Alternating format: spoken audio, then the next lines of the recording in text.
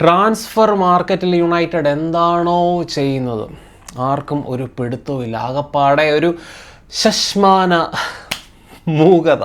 പക്ഷേ നമുക്ക് അറിയാവുന്ന റൂമേഴ്സിനെ കുറിച്ച് നമുക്ക് ഇന്നത്തെ വീഡിയോയിൽ സംസാരിക്കാം.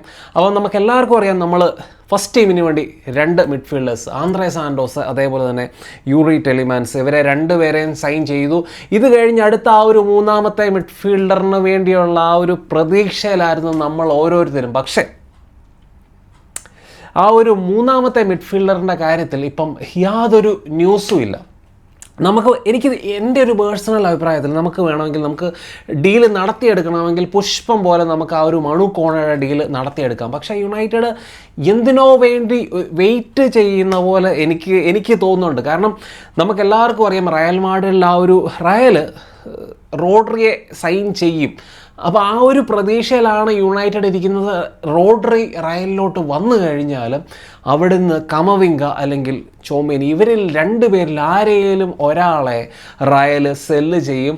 കമവിംഗ ആണെങ്കിൽ റയലിൽ നിന്ന് പോകാൻ തയ്യാറല്ല എന്നാണ് പലരും റിപ്പോർട്ട് ചെയ്യുന്നത്. പക്ഷേ എനിക്ക് തോന്നുന്നത് കമവിംഗ റയൽ വിടാൻ തയ്യാറല്ലെങ്കിൽ ചിലപ്പം ചോമേനിയുടെ ഭാഗത്തുനിന്ന് ആ ഒരു എന്തെങ്കിലും ഒരു വാക്ക്, എന്തെങ്കിലും ഒരു പ്രോമിസ് വല്ലതും യുണൈറ്റഡിന് കിട്ടിക്കാണണം എന്നാണ് എൻ്റെ ഒരു പ്രതീക്ഷ. അതിനുവേണ്ടിയുള്ള വെയിറ്റിംഗ് ആണ്. റോഡ്രി അവിടെ വരികയാണെങ്കിൽ ചിലപ്പം ചോമേനിയെ വിൽക്കണം എന്ന് റയലിനോട് ആവശ്യപ്പെടും. അങ്ങനെ ചോമേനിയെ വിൽക്കണം എന്ന് റയലിനോട് ഒരു പ്ലെയർ ആവശ്യപ്പെട്ട് കഴിഞ്ഞാൽ, അല്ലെങ്കിൽ ഒരു പ്ലെയറിനെ വിൽക്കണമെന്ന് ആവശ്യപ്പെട്ട് കഴിഞ്ഞാൽ റയൽ വിൽക്കും എന്ന് തന്നെയാണ് എൻ്റെ ഒരു കാഴ്ചപ്പാട്.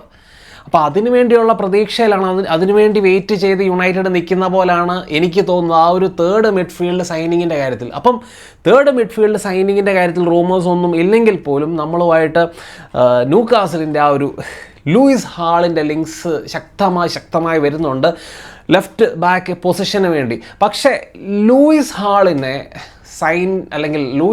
വിൽക്കാനായിട്ട് ന്യൂകാസിൽ ഒരിക്കലും തയ്യാറാകത്തില്ല എന്നാണ് പലരും ആൻറ്റി മിറ്റൻ പോണക്കത്തെ റിപ്പോർട്ടേഴ്സൊക്കെ പറയുന്നത്. കാരണം നമുക്കെല്ലാവർക്കും അറിയാം, അവരുടെ 3 മെയിൻ പ്ലെയേഴ്സ് ഓൾമോസ്റ്റ് ക്ലബിൽ നിന്ന് പോയ ഒരു അവസ്ഥയിലാണ് ശരിക്കും ന്യൂകാസിൽ.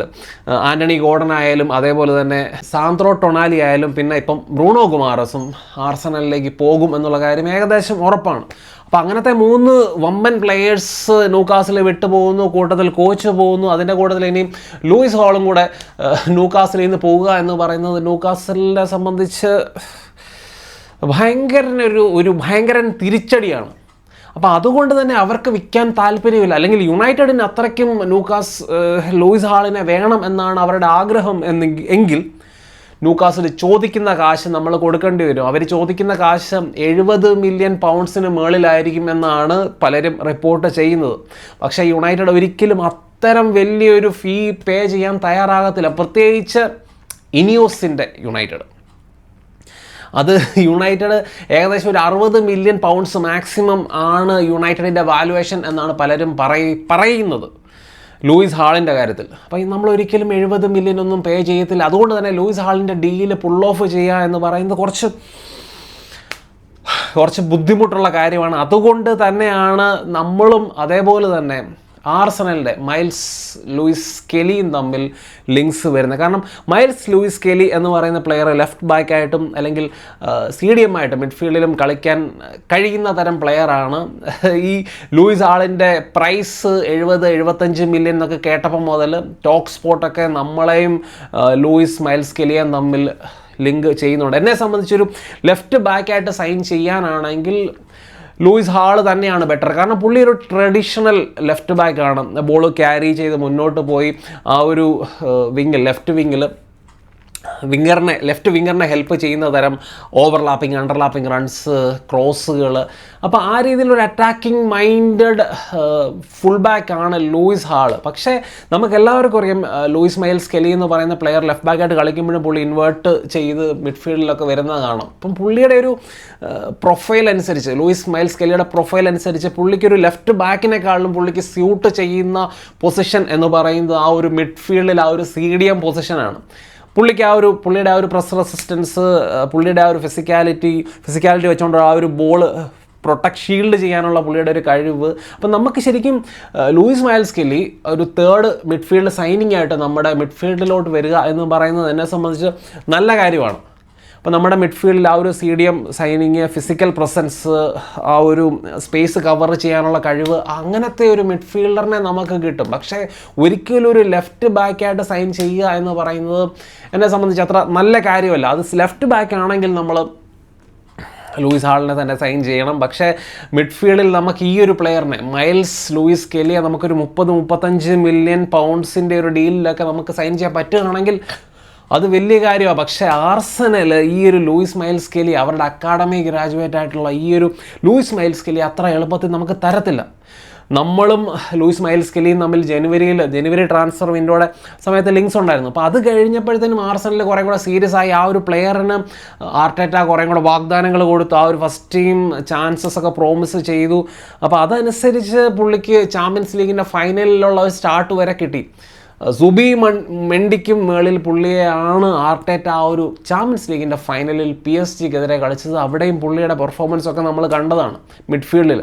അപ്പോൾ അതുകൊണ്ട് എനിക്ക് തോന്നില്ല അത്ര ഈസി ആയിട്ട് ആർസനൽ ലൂയിസ് മൈൽസ് സ്കെല്ലിയെ വിട്ടു തരും, അല്ലെങ്കിൽ ചെറിയൊരു പ്രൈസിന് നമുക്ക് കിട്ടും എന്ന് എനിക്ക് തോന്നുന്നില്ല. അപ്പോൾ അതുകൊണ്ട് അങ്ങനത്തെ പ്രതീക്ഷ വെച്ച് പുലർത്തുന്നത് നല്ലതല്ല. നമ്മുടെ പ്രതീക്ഷ കൂടുതലും റയലിലേക്കാകണം. റയലിൽ ചോമേനി അല്ലെങ്കിൽ കാമവിംഗ ഇവരിൽ ആരെങ്കിലും സൈൻ ചെയ്യാനുള്ളൊരു ശ്രമം യുണൈറ്റഡ് നടത്തും എന്നാണ് എൻ്റെ ഒരു പ്രതീക്ഷ. പിന്നെ ബലേബയുടെ കാര്യം നോക്കുകയാണെങ്കിൽ, ബലേബയെ സൈൻ ചെയ്യുകയാണെങ്കിൽ നമ്മൾ 75 മില്യന് മുകളിലൊക്കെ പേ ചെയ്യേണ്ടി വരും. അതുകൊണ്ട് അങ്ങോട്ട് യുണൈറ്റഡിൻ്റെ ശ്രദ്ധ തിരിക്കുന്നില്ല എന്ന് തന്നെയാണ് എനിക്ക് തോന്നുന്നത്. ബലേബായിട്ട് ലിങ്ക്സ് വരുന്നില്ല, മണുക്കോണയായിട്ടുള്ള ലിങ്ക്സ്, ഇതെല്ലാം ചത്ത അവസ്ഥയാണ്. അപ്പം ഇതൊക്കെയാണ് യുണൈറ്റഡുമായിട്ട് ബന്ധപ്പെട്ടുള്ള കൂടുതൽ മേജറായിട്ടുള്ള ലിങ്ക്സ്. ഇതിൻ്റെ ഇടയ്ക്ക് തമാശ രീതിയിലായിരിക്കണം ക്രിസ്ത്യൻ ഫോക്ക് ബെഞ്ചമിൻ സെസ്കോയും അതേപോലെ തന്നെ ബയൺ മ്യൂണിച്ചിനെ തമ്മിൽ ലിങ്ക് ചെയ്യുന്നുണ്ട്. ഇതൊക്കെ കാണുമ്പോൾ എനിക്ക് ചിരിയും, ഒരു സമയത്ത് ഒരു കളിയാക്കൽ ചിരിയും, അതേപോലെ തന്നെ എനിക്ക് സന്തോഷവും തോന്നുന്നുണ്ട്. കാരണം ബെഞ്ചമിൻ സെസ്കോ പോണക്കത്തെ നമ്മുടെ സ്ട്രൈക്കറിനെ ബയൺ അത്രയും റേറ്റ് ചെയ്യുന്നത് കാണുമ്പം ഒരു സന്തോഷമുണ്ട്. പക്ഷേ ഒരിക്കലും യുണൈറ്റഡിൻ്റെ നമ്പർ 1 ചോയ്സ് സ്ട്രൈക്കറിനെ നമ്മൾ വിൽക്കുമെന്നോ അല്ലെങ്കിൽ നമ്മുടെ അടുത്ത് വന്ന് ചുമ്മാ ചുളിവിൽ ബെഞ്ചമിൻ സെസ്കോ അടിച്ചുകൊണ്ട് പോകാം എന്ന് ബയൺ വിചാരിക്കുന്നുണ്ടെന്ന് എനിക്ക് തോന്നുന്നില്ല. ഇതിന് മുന്നേയും കഴിഞ്ഞ ആ ഒരു ട്രാൻസ്ഫർ വിൻഡോ, കഴിഞ്ഞ സമ്മർ ട്രാൻസ്ഫർ വിൻഡോയുടെ സമയത്തും ബയൺ ഇൻട്രസ്റ്റഡ് ആയിരുന്നു സെസ്കോയുടെ കാര്യത്തിൽ. പക്ഷേ സെസ്കോ ഒരിക്കലും ഹാരി കെയിൻ്റെ ഒരു അണ്ടർ സ്റ്റഡി ആയിട്ട് അവിടെ പോയി കളിക്കാൻ തയ്യാറല്ലായിരുന്നു. അതുകൊണ്ടാണ് യുണൈറ്റഡിനെ പുള്ളി ചൂസ് ചെയ്തത്. നമുക്കറിയാം കഴിഞ്ഞ കുറച്ച് മാസങ്ങൾക്ക് മുന്നേ സെസ്കോയും ബാർസലോണയും തമ്മിൽ ലിങ്ക്സ് വരുന്നുണ്ട്. അത് കാരണം ബാർസലോണയെ സംബന്ധിച്ച് ബാർസലോണയുടെ പെർഫെക്റ്റ് ആ ഒരു സിസ്റ്റത്തിന് പറ്റിയ സ്ട്രൈക്കറാണ് സെസ്കോ. പക്ഷേ ബാർസലോണയ്ക്ക് കഴിഞ്ഞ സമ്മർ ട്രാൻസ്ഫർ വിൻഡോയിൽ ഈ ഒരു പ്ലെയറിനെ സൈൻ ചെയ്യാൻ പറ്റുന്നൊരു ഫൈനാൻഷ്യൽ സിറ്റുവേഷനിലല്ലായിരുന്നു ബാർസലോണ ഉണ്ടായിരുന്നത്. അവിടെ ആ ഒരു ലെവൻഡോസ്കി ഓൾറെഡി ഉണ്ടായിരുന്നത് കാരണം അവർക്ക് ഫൈനാൻഷ്യലി ഈ ഒരു സെസ്കോയുടെ ഡീല് പുൾ ഓഫ് ചെയ്യാൻ പറ്റുന്ന ഒരു സാഹചര്യമല്ലായിരുന്നു ബാർസലോണയ്ക്ക്. ബാർസലോണ വെയിറ്റ് ചെയ്ത് ബാർസലോണയ്ക്ക് ഇപ്പോഴത്തെ ഈ ഒരു സമ്മർ ട്രാൻസ്ഫർ വിൻഡോയിലായിരുന്നു സെസ്കോ അവൈലബിൾ എങ്കിൽ ബാർസലോണ രണ്ടും കൽപ്പിച്ച് മുന്നോട്ട് പോയി സൈൻ ചെയ്യാൻ ശ്രമിച്ചേനെ സെസ്കോയെ. പക്ഷേ അതിനിടയ്ക്ക് യുണൈറ്റഡ് ആ ഒരു ഡീല് പുൾ ഓഫ് ചെയ്തു എന്നുള്ളത് യുണൈറ്റഡിൻ്റെ ഒരു മിടുക്ക് തന്നെയാണ്. ഇനിയിപ്പം ബയണിന് സെസ്കോയെ സൈൻ ചെയ്യാൻ താല്പര്യമുണ്ടെങ്കിൽ ഒരു കാര്യം ചെയ്യും, 200 മില്യൺ പൗണ്ട്സ് തന്നാൽ മതി, സൈൻ ചെയ്തോ, ഞങ്ങൾ തരാൻ താല്പര്യമാണ്. അല്ലെങ്കിൽ നമ്മുടെ മൈക്കിൾ ഒലീസയുടെ കാര്യത്തിൽ റയൽ മാഡ്രിഡിനെ പേടിപ്പിച്ച പോലെ 200 മില്യൺ തന്നാലും തരത്തില്ല എന്ന് പറഞ്ഞ പോലെ ഞങ്ങൾ ഒരിക്കലും പറയത്തില്ല. 200 മില്യൺ പൗണ്ട്സ് തന്നോളൂ, സെസ്കോയെ സൈൻ ചെയ്തോളൂ. ഇതാണ് ഞങ്ങളുടെ ഒരു കാഴ്ചപ്പാട്. അപ്പം ഇതൊക്കെ കഴിഞ്ഞു കഴിഞ്ഞാൽ സ്ട്രൈക്കറിൻ്റെ കാര്യം പറഞ്ഞുകൊണ്ട് തന്നെ, ബാർസലോണയുടെ കാര്യം സ്ട്രൈക്കറും ഒക്കെ പറഞ്ഞുകൊണ്ട് തന്നെ, ബാർസലോണയും വിക്ടർ ഒസിമനെയും തമ്മിൽ ലിങ്ക് ചെയ്തുകൊണ്ട് പല റിപ്പോർട്ടും വരുന്നുണ്ട്. പക്ഷേ നമ്മൾ വിക്ടർ ഒസിമൻ്റെ കാര്യം നോക്കുകയാണെങ്കിൽ ഒരു പ്ലെയർ അല്ലെങ്കിൽ സ്ട്രൈക്കറിൻ്റെ കാര്യത്തിൽ, ഒരു കാലിബറിൻ്റെ കാര്യത്തിൽ വിക്ടർ ഒസിമൻ്റെ കാലിബറിനെ നമ്മൾ ആരും സംശയിക്കുന്നില്ല. പക്ഷേ വിക്ടർ ഒസിമൻ്റെ ആറ്റിറ്റ്യൂഡ്, നാപ്പോളിയിൽ പ്രശ്നങ്ങൾ, ഇപ്പോൾ ഒരു സീസണായിട്ടുള്ളൂ ടർക്കിഷ് ലീഗിൽ ഗലട്ടാസറയിൽ ചെന്നു, അവിടെയും പ്രശ്നങ്ങൾ, അവിടുത്തെ പുള്ളി ക്യാപ്റ്റൻ സ്ഥാനം രാജിവെച്ചിരിക്കുന്നു എന്നൊക്കെയുള്ള റിപ്പോർട്ടുകൾ കേൾക്കുന്നുണ്ട്. അപ്പം ഗലട്ടസറയും ഒസിമനും തമ്മിൽ പ്രശ്നങ്ങളാണ് കൂടുതലും. പുള്ളിയുടെ സാലറി, പുള്ളിയുടെ ടാക്സ് പേയ്മെൻറ്റ്, ഇതൊക്കെ ആയിട്ട് ബന്ധപ്പെട്ടാണ് ഗലട്ടസറയും ഒസിമനും ഒക്കെ ആയിട്ടുള്ള പ്രശ്നങ്ങൾ. അപ്പോൾ എപ്പോഴും ഈ ഒരു കാശിൻ്റെ കാര്യത്തിലൊക്കെ പുള്ളി ഒരു പ്രശ്നം ഉണ്ടാക്കാറുണ്ട്. പുള്ളി ഒരു പ്രശ്നക്കാരൻ തന്നെയാണ്. ഈവൻ ഡ്രസ്സിങ് റൂമിൽ ഉള്ളിലും പുള്ളിയുടെ ഈഗോസൊക്കെ ഒരു പ്രശ്നമാണെന്നാണ് പറയപ്പെടുന്നത്. അപ്പോൾ അതുകൊണ്ട് തന്നെ ഇങ്ങനത്തെ ഈഗോയിസ്റ്റിക് ഒരു പ്രശ്നക്കാരനായിട്ടുള്ള പ്ലെയറിനെ, അതും ഫൈനാൻഷ്യലി കടുംപിടുത്തം നടത്തുന്ന പുള്ളിയും ഒസിമൻ്റെ ഏജൻറ്റിനെയൊക്കെ ഡീൽ ചെയ്യാൻ ഒരിക്കലും ബാർസലോണ തയ്യാറാകും എന്ന് എനിക്ക് തോന്നുന്നില്ല. അത്ലറ്റിക്കോ മാഡ്രിഡ് ഈ ഒരു ഒസിമനെ സൈൻ ചെയ്യാൻ അവർക്ക് താല്പര്യം ഉണ്ടായിരുന്നു. പക്ഷേ ഈ സാലറി ഡിമാൻഡ്സും കാര്യങ്ങളൊക്കെ കേട്ട് അവരെ ഒളിച്ചവർ. ഇപ്പം ടോട്ടനം ഒസിമനെ സൈൻ ചെയ്യാൻ തയ്യാറെടുക്കുന്നു എന്ന് പറഞ്ഞ റിപ്പോർട്ട്സ് വരുന്നുണ്ട്. 55 മില്യൺ പൗണ്ട്സിൻ്റെ ബിഡൊക്കെ അവർ നടത്തി. അത് ഗലട്ടസറേ റിജക്റ്റ് ചെയ്തിരിക്കുന്നു. 65 മില്യൺ പൗണ്ട്സ് ബിഡ് ചെയ്യുകയാണെങ്കിൽ ഒസിമനെ സൈൻ ചെയ്യാം എന്നാണ് ഇപ്പം കേൾക്കുന്നത്. ഇപ്പം ഒസിമന് വേണ്ടി രംഗത്തുള്ള ഒരു ടീമെന്ന് പറയുന്നത് ടോട്ടനം ഹോട്ട്സ്പറാണ്. ടോട്ടനം ശരിക്കും പറഞ്ഞു കഴിഞ്ഞാൽ ടോട്ടനം ഉണ്ടല്ലോ, ഈ ഒരു സീസണിൽ അവിടുത്തെ ആ ഒരു മാനേജർ ഡിസർബിക്ക് വേണ്ടി അവർ രണ്ടും കൽപ്പിച്ച് സൈനിങ്സ് നടത്തുന്നുണ്ട്. ഇഷ്ടം പോലെ നല്ല സൈനിങ്സ്, കാശ് പൊട്ടിച്ച് തന്നെ അവർ സൈനിങ്സ് നടത്തുന്നുണ്ട്. അപ്പം ടോട്ടനം ആയാലും റയൽ മാഡ്രിഡ് ഒക്കെ ആണെങ്കിലും അവരുടെ മാനേജേഴ്സ് അത്രയും ഡിമാൻഡിങ് ആയതുകൊണ്ട് തന്നെ അവർ വൻ കാശ് പൊട്ടിച്ച് സൈനിങ്സ് നടത്തുന്നുണ്ട്.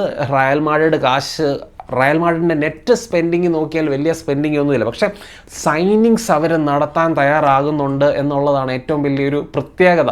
അപ്പം യുണൈറ്റഡിൻ്റെ കാര്യം വരികയാണെങ്കിൽ യുണൈറ്റഡിൽ ക്യാരിക്ക് അത്രയും ജോസെ മൗറിഞ്ഞോ അല്ലെങ്കിൽ ഡിസർബിയെ പോലെ അത്രയും ഡിമാൻഡിങ് ഒരു മാനേജറല്ല. അപ്പം അതുകൊണ്ട് തന്നെ അവർ വെയിറ്റിംഗ് ഗെയിം നടത്തും. അവർ യുണൈറ്റഡ് വെയിറ്റ് ചെയ്യും. അല്ലെങ്കിൽ ആ ഒരു വെകിളി അല്ലെങ്കിൽ ഒരു അത്യാഗ്രഹമൊന്നും ആ ഒരു ട്രാൻസ്ഫർ മാർക്കറ്റിൽ കാണിച്ച് കാശ് വലിച്ചെറിഞ്ഞ് സൈനിങ്സ് നടത്താൻ യുണൈറ്റഡ് ശ്രമിക്കത്തില്ല. അപ്പം മാനേജറിനെ ഡിപ്പെൻഡ് ചെയ്തിരിക്കും നമ്മുടെ ട്രാൻസ്ഫർ മാർക്കറ്റിൽ നമ്മൾ എന്തുമാത്രം അഗ്രസീവ് ആണെന്നുള്ളത് ശരിക്കും നമ്മുടെ മാനേജറിനെ കൂടെ ഡിപ്പെൻഡ് ചെയ്തിരിക്കുമെന്നാണ് എനിക്ക് തോന്നുന്നത്. അപ്പം കഴിഞ്ഞ സമ്മർ ട്രാൻസ്ഫർ വിൻഡോയുടെ സമയത്ത് റൂബൻ അമോറിം ആയിരുന്നു മാനേജർ. റൂബൻ അമോറിമിനെ ബാക്ക് ചെയ്യാമെന്നുള്ള ഒരു വാക്ക് നമ്മുടെ മാനേജ്മെൻറ്റ് കൊടുത്തിരുന്നു. അതനുസരിച്ച് നമ്മൾ അഗ്രസീവായിട്ട് കഴിഞ്ഞ സമ്മർ ട്രാൻസ്ഫർ വിൻഡോയിൽ സൈനിങ്സ് നടത്തി. പക്ഷേ മൈക്കിൾ ക്യാരിക്കിൻ്റെ കാര്യത്തിൽ മൈക്കിൾ ക്യാരിക്കിന് എന്ത് കൊടുത്താലും അത് വെച്ച് അഡ്ജസ്റ്റ്മെൻ്റ് ഒക്കെ നടത്തി കളിക്കാൻ തയ്യാറായ ഒരു മാനേജറാണ് എന്നാണ് എനിക്ക് പേഴ്സണലി തോന്നുന്നത്. പക്ഷേ പുള്ളിയുടെ പുള്ളിയെ ഒന്നും നമ്മൾ കുറച്ച് കാണുകയല്ല. അപ്പോൾ ഇവരെ പോലൊന്നും അത്രയും ഡിമാൻഡിങ് അല്ല. അതുകൊണ്ടാണ് യുണൈറ്റഡ് കുറച്ചുകൂടി അഗ്രസീവ് ആകാത്തത് മാർക്കറ്റിൽ എന്നാണ് എനിക്ക് തോന്നുന്നത്. അപ്പോൾ നിങ്ങളുടെ അഭിപ്രായങ്ങൾ തീർച്ചയായിട്ടും ചന്നമിൻ്റെ കമൻസ് ആയിട്ട് ഇടുക. മറ്റൊരു നല്ല വീഡിയോ കാണാം.